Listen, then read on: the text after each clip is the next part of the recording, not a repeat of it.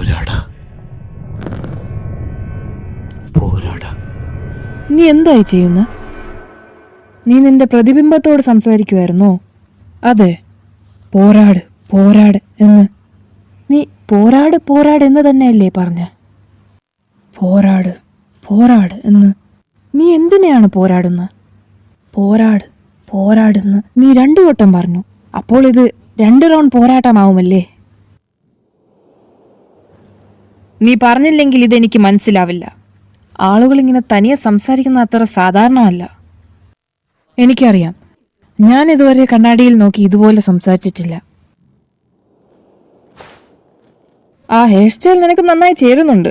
ആദ്യം കാണുമ്പോൾ നല്ല അലങ്കോലമായി തോന്നുമെങ്കിലും നീ അത് നന്നാക്കാൻ കുറെ ശ്രമിച്ചിട്ടുണ്ടല്ലേ?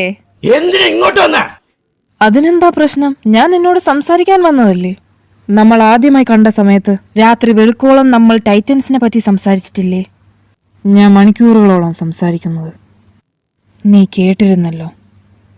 ഞാൻ ഉറപ്പായിട്ടും വിശ്വസിച്ചിരുന്നത് നീ ഒരിക്കലും ഹിസ്റ്റോറിയുടെ ജീവൻ അപകടത്തിലാക്കില്ലെന്ന്. അതിനെപ്പറ്റി ഞങ്ങളെല്ലാം നിന്റെ അത്രയും തന്നെ ദുഃഖിതരായിരുന്നു. പക്ഷേ നീ എന്തുകൊണ്ട് നമ്മുടെ നാടിനെ അപകടത്തിലാക്കിയതെന്ന് എനിക്ക് മനസ്സിലാവുന്നില്ല. അപ്പോ ഹിസ്റ്റോറിയക്ക് എന്ത് സംഭവിച്ചാലും നിനക്ക് ഒരു പ്രശ്നവുമില്ലായിരുന്നോ? വാർഹാമർ ടൈറ്റനെ ഞാൻ തിന്നു.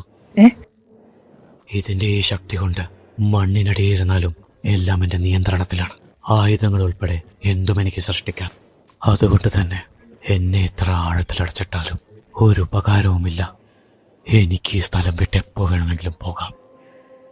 ഫൗണ്ടർ എന്റെ കയ്യിലുള്ളത് കൊണ്ട് എന്നെ കൊല്ലാനാവില്ല. പിന്നെന്തൊക്കെ പറഞ്ഞാലും നിങ്ങൾക്ക് സീക്കിനെയും കൊല്ലാനാവില്ല. അങ്ങനെ ഇരിക്കെ ഹാൻജി, നിങ്ങളെ കൊണ്ട് എന്നെ എന്ത് ചെയ്യാൻ കഴിയും? വല്ലതും പറ ഹാൻജി. ഇനി വേറെ വഴിയൊന്നുമില്ലേ? പറഞ്ഞു തലയ്ക്ക്. എറോവിൻ, നീ ഒരേ ഒരു തെറ്റേ ചെയ്തിട്ടുള്ളൂ. എന്തിനാണ് നീ എന്നെ ഇതിന്റെ കമാൻഡർ ആക്കിയത്?